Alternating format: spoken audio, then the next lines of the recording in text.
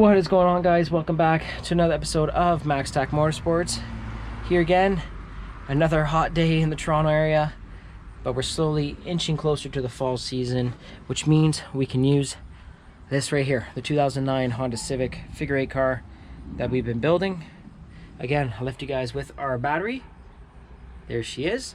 But today we'll be working with our fuel. So again, stock fuel tank underneath here. You guys can take a look at this kind of like surface rusted brace that goes in between the frame.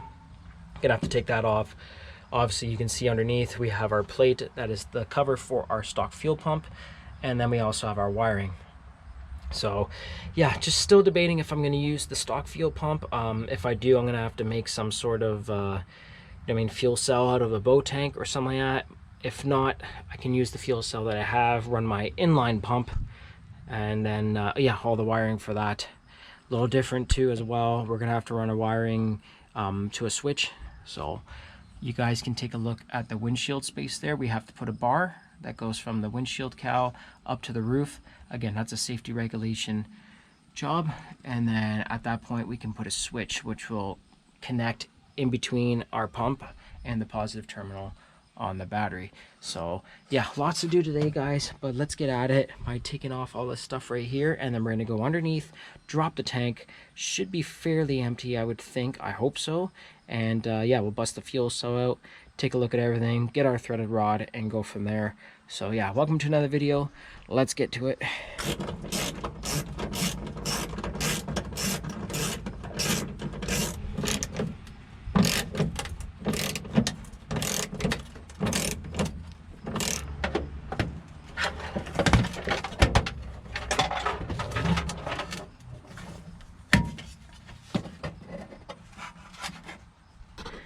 Whew, so there's our fuel pump again, guys, for our 2009 Honda Civic. Yeah, a lot of stuff in there. I'm gonna grab the vacuum all the dust out, all the crumbs, all the dirt, everything out of there. And again, you can see our fuel line right there. This one I don't know. I'm assuming this is some sort of charcoal canister type of thing. I have to take a look. We'll see as the tank gets dropped. But yeah, I'm gonna just kind of vacuum it out. Take my flathead as well with my hammer and just break the ring loose here, similar to what our V-dub setup is actually. So it should work hopefully pretty good. But yeah, let's continue on with it. All right, well, oh boy. So yeah, vacuumed everything up top there, and then kind of trace the line. So again, this is the charcoal canister right here. Obviously you have our fuel tank. I don't know how much is in there, hopefully not much. These straps are so rotted out too. But again, guys, yeah, it has to come out. So this part sucks, I'm not gonna lie. Who knows if those bolts are gonna break loose. I have my Johnson bar here as well as an impact, half-inch impact. So we're gonna beat the absolute hell out of it and try to get it to break loose. And again, you'd be very, very, very careful, guys. You don't want this tank falling on you. I should have a jack underneath here too if I really wanted it, but should be okay. But once the tank comes down, we can disconnect it. Again, we have our charcoal canister right here. You can see this line right there, the middle one there. No pun intended. Sorry, guys, I'm not trying to diss you, but that one there runs to the engine, so I guess that's part of the emissions, the EGR valve, all that stuff. So we'll see how everything runs with that. I mean, I might leave this on, but we'll see. Highly doubt it. And then we have our fuel line. This looks like a 5/16 line running to the front, so that's obviously coming out over there. This one right there. And then yeah, again, we have the tank. And this part right here, as far as the charcoal canister goes, that's the one that runs up to the top of the tank, which we saw when we opened up the fuel trap door there. So yeah, let me just get these nice and loose, hopefully, and then I'm going to try to move forward here, do the ones on the back, which will allow the tank to fall. I might have to cut right there. That is part of the tube, so your filler tube right there, you put all the fuel in. Already disconnected everything where the actual fuel door is, the fuel cap and everything came out rather nicely. So now that I have that nice and loose, hopefully everything drops down. So yeah, stay clear of the doors, guys. Here we go. Let's try to get this tank off the car and onto the ground.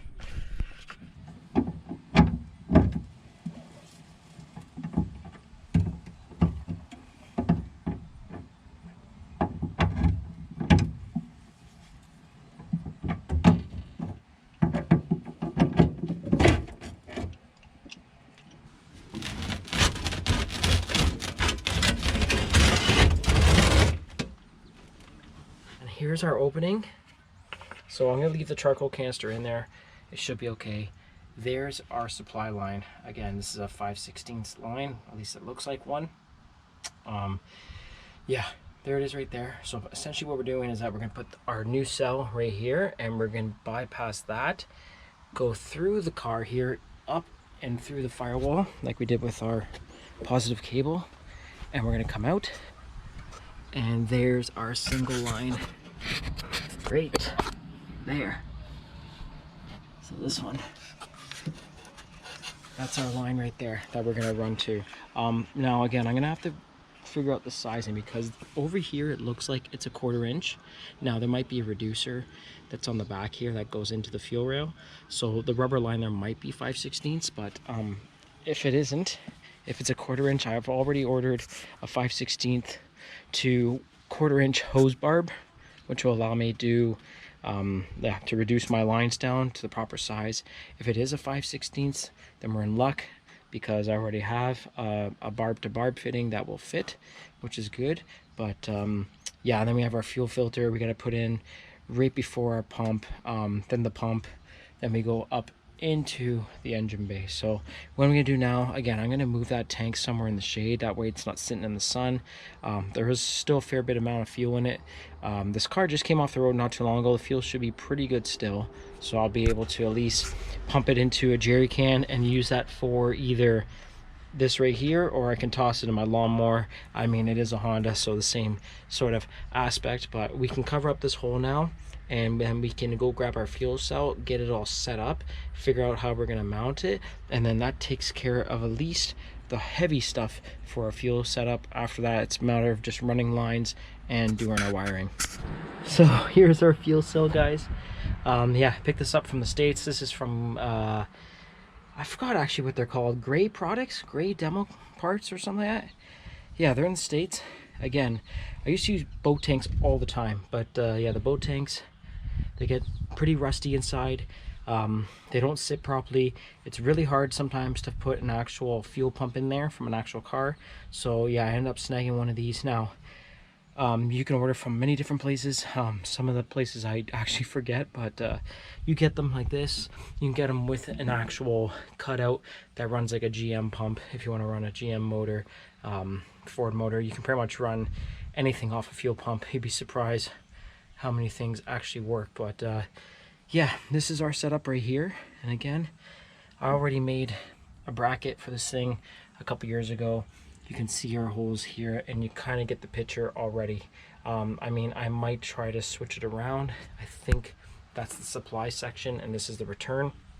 Obviously, we're not running a return line, so we might put a little breather on there just so that the air can get inside without splashing around. But yeah, as far as everything else goes, guys, let's go get our threaded rod, which I have in the garage over there, and then we'll go underneath the car.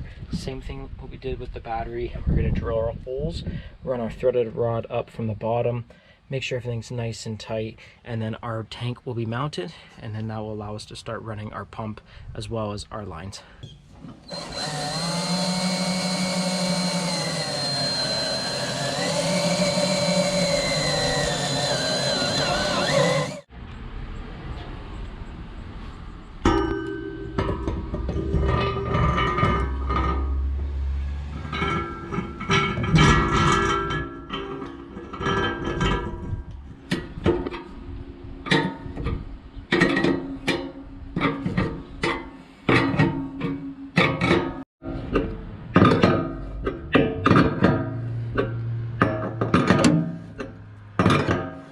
There we go, guys, nice and tight.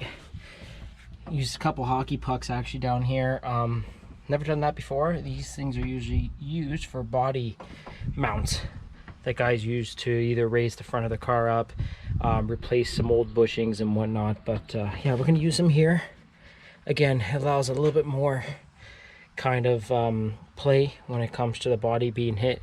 If it does in the side, because in the past, again, I've had, I mean, the back section here get absolutely nailed. It shifts everything over, and next thing you know, my gas tank's flopping all over the place. So hopefully this kind of takes a little bit of that. We'll see how that goes. But yeah, we're finally mounted as far as our gas tank goes. Let's start running the lines. Again, kind of a mixed bag of tricks here with the sizes. We have a 3/8 going on. We're gonna have to run our 3/8 line out of the tank and into our fuel filter. Now we're going to change up filters this year too. I used to use the little plastic ones. They're like $10, whatever, not even from Canadian Tire. But I found over the past that my actual pump was sucking so hard that it was sucking the glue that was in the actual fuel filter, and it was going into my pump and starving my pump, which was causing obviously pump failure. So we have ourselves a Summit Racing one with a mesh screen. So I'm gonna go get that all set up, and then hopefully if I have time today, we'll get the pump going on and get all our wiring done, and then yeah, that should take care of the fuel setup. Alrighty guys, so it's been a couple days here with our fuel setup, but we finally have what we need. It's right here, our fuel filter. Yeah, I had to get these two -6 female unions to connect to our fuel hose. And again, these fittings right here, these are the ones from the GTI that were too big. They're the -6 to 3/8. So yeah, we're not going to need those on the GTI, but we can use them on this. Hopefully you guys can see that. I know that's pretty bright, but pretty much what we're going to do now, guys, is we're going to run our fuel hose from our outlet here on the fuel cell into the fuel filter and then into our fuel pump, which we're probably going to mount somewhere over here, maybe even down here. I might be able to do it. Then we can run our fuel lines through here. Yeah, obviously there's a big mess here. We had a lot of rain that just came by a couple days ago, but yeah, and then we're going to go up into the engine bay. So let's get going on that.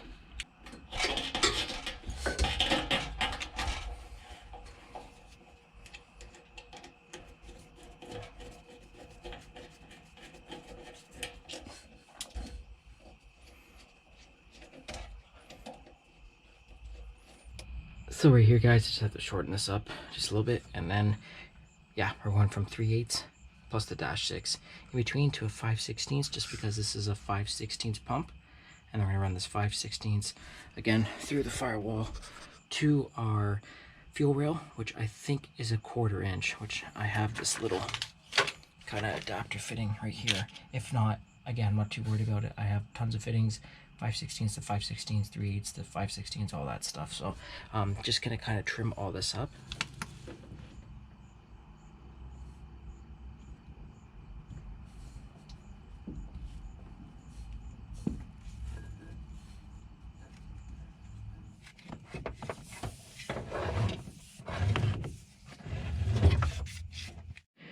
Alrighty guys, another night grinding it out here in the darkness, and again, I apologize, but this is the only time I can really work on these cars right now.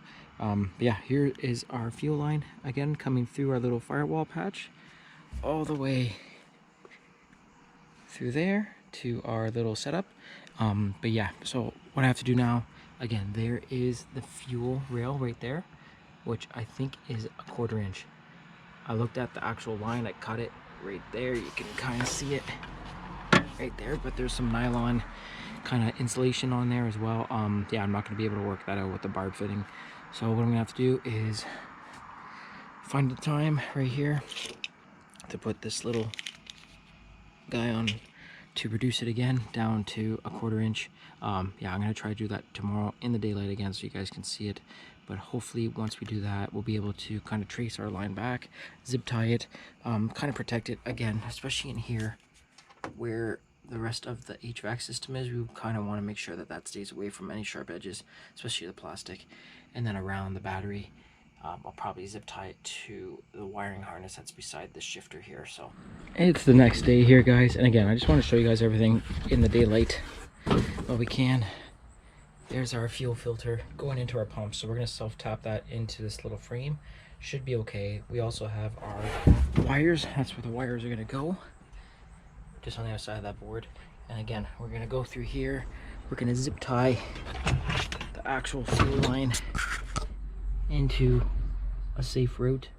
Yeah, I have some extra stuff, pretty much this kind of wire loom. I'm going to wrap around it anywhere that it touches. We want to make sure that it's clear over here where all the HVAC is, and then we go up into right there into the engine bay and out. And again, we have to make our adapter, so this is a 1/4 inch line right there, this guy right here, and then I have a fitting, it's in my pocket right now. So yeah, we're gonna make a cut here on this 5/16 and go 1/4 inch right into the fuel rail, which hopefully should work. Once that's done, guys, again, we're gonna backtrack everything and do all our zip tying, and then we can do the wiring for the fuel pump up on the bar. Alrighty, guys, so here's our line. I end up just using just the 5/16 because yeah, on the fuel rail here on the inlet there's 2 little barb sections, and I could not for the life of me get the 1/4 inch line over top of the barbs.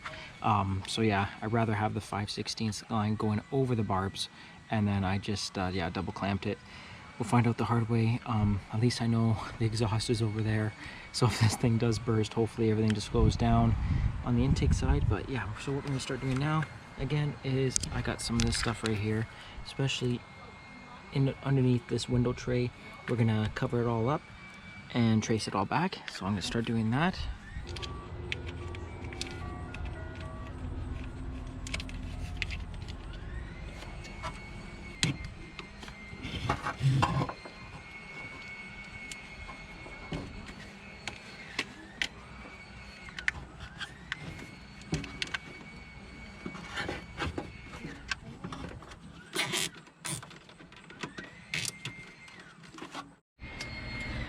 So you start seeing everything taking place here, guys.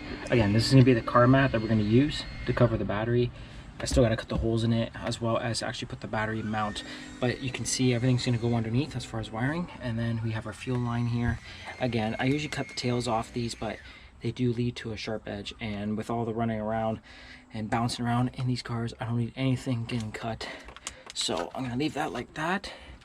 This should be pretty good right here. I might zip tie it up to there. We'll see how it goes. But yeah, now it's time to mount the pump. So I'm going to do some self-tapping screws right here, and then we're going to run our wiring. And again, we're going to run from the positive terminal on our actual pump here up. I'm going to go grab my switch and drill a hole into that, and then back down to the battery, and then of course the negative one. Pretty basic, guys, right to the back.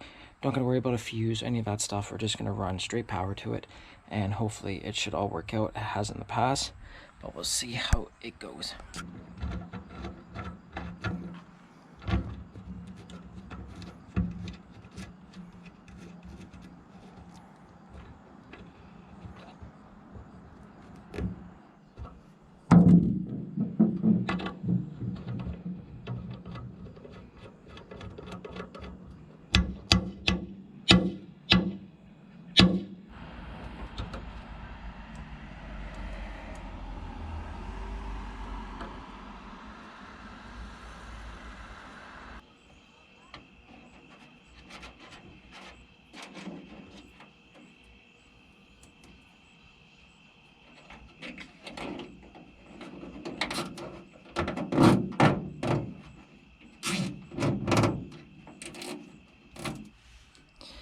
Alrighty, guys, so I had to change pumps, hence why we got the darkness again. But at least our positive cable is attached. So right here, goes up and over, right there to our kill switch, and then along the bar, down through the dash, and to our positive terminal on our battery. So now all we have to do is just run our negative from the pump to the negative terminal on the battery.